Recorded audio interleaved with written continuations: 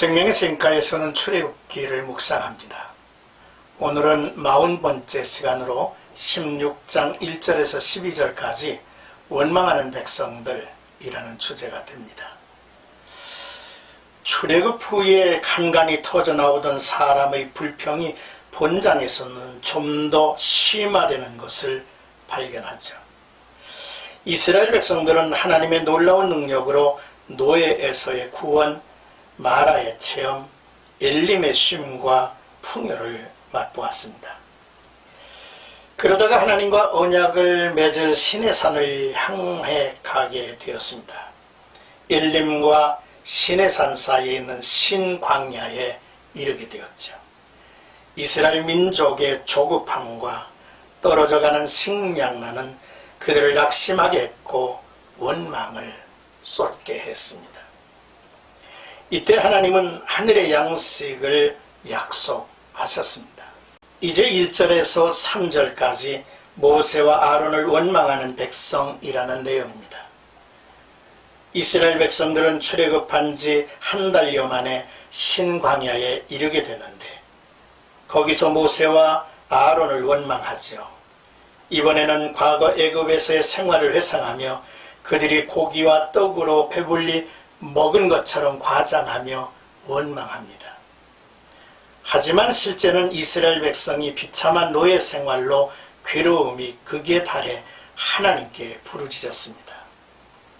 하나님께서 그들의 부르짖음을 들으시고 불쌍히 여겨 구속하신 것이죠. 그런데 하나님께서 베풀어 주신 은혜에 감사하지는 못할 망정 사실을 과장하고 왜곡하면서 애굽에서 죽었다면 좋았을 것을 이라고 말하므로 자신들이 하나님께 받은 은혜를 욕되게 하는 죄를 저지르고 있습니다. 이스라엘 백성은 이렇게 어려운 일을 당하기만 하면 원망하고 불평했습니다. 불평과 원망은 인간의 죄된 본성에서 나오며 악한 습관이 될 것입니다. 그러나 경건한 성도들은 감사와 찬양으로 선한 습관을 만들어가야 되겠죠. 이제 4절에서 5절 하늘에서 양식을 비같이 내리리니 라는 내용입니다. 하나님께서 은혜를 원망으로 갚는 이스라엘 자손에게 분노를 발하시기보다 이스라엘 백성들에게 하늘에서 양식을 내려주시겠다고 약속하십니다.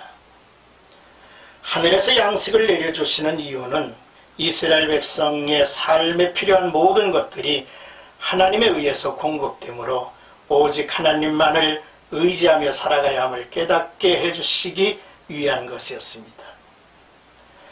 또한 사람이 땅에서 나는 떡으로만이 아니라 하나님의 입에서 나오는 말씀으로 사는 것임을 알게 하시려는 것이죠.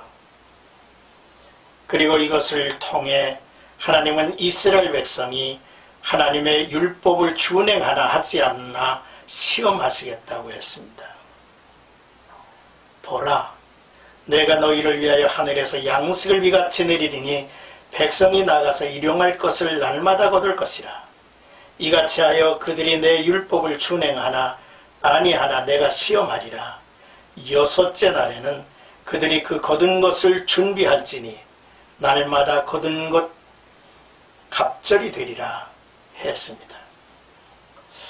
하나님이 시험하시는 것은 하나님이 허락하신 은혜를 어떻게 받으며 그 은혜를 은혜로 간직해 가는가를 보신다는 의미도 있음을 알아야 합니다. 끝으로 이제 6절에서 12절까지는 너희의 원망은 여호와를 향함이로다 라는 내용입니다. 모세는 이스라엘 백성이 자신들을 향해 원망하는 것처럼 보이지만 실은 하나님을 향해 원망하는 것이라고 명확히 지적을 해줍니다. 그런데도 하나님께서 이스라엘 백성의 원망함을 들으시고 저녁에는 고기를 주어 먹이시고 아침에는 떡으로 배불리실 것이라는 메시지를 전하죠.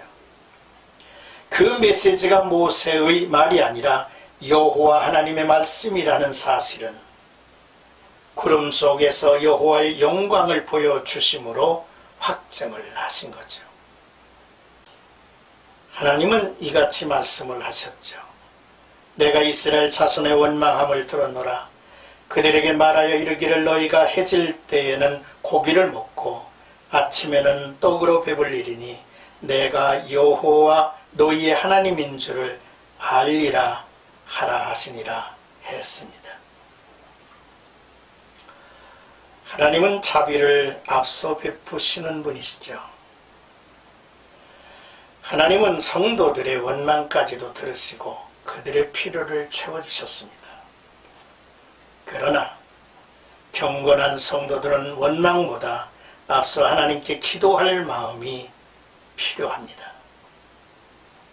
사랑하는 생각 가족 여러분, 오늘도 주님의 말씀에 귀를 기울이며 하나님의 말씀에 한 걸음씩 한 걸음씩 순종함으로 인해서 우리는 어떤 상황에서도 원망하지 아니하고 믿음으로 하나님 앞에 구하며 승리하는 우리 모두가 되기를 주의 이름으로 축복합니다.